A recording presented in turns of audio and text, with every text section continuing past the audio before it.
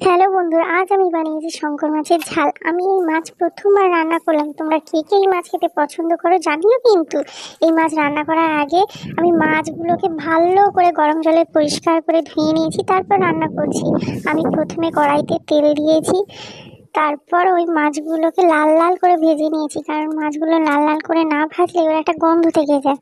তারপর আমি ওই কড়াতে তেল দিয়েছে, গোটা গরম মশলা ও তেজপাতা ফোড়ন দিয়ে তারপর আমি পেঁয়াজ কুচি দিয়ে দিলাম। পেঁয়াজগুলো একটু লাল লাল করে ভেজে নেওয়ার পর রসুন বাটা, আদা বাটা, হলুদ, লঙ্কা গুঁড়ো ও সামান্য জিরে গুঁড়ো দিয়ে নেড়েচেড়ে আলু দিয়ে দিলাম।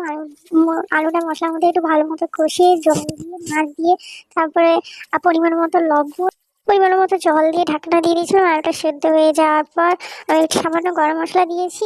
গরম মশলা দেওয়ার পর আমার রান্না রেডি। বন্ধুরা, শঙ্কর মাছের ঝাল খেতে কিন্তু দারুণ হয়েছিল, তোমরা একবার ট্রাই করে দেখতে পারো।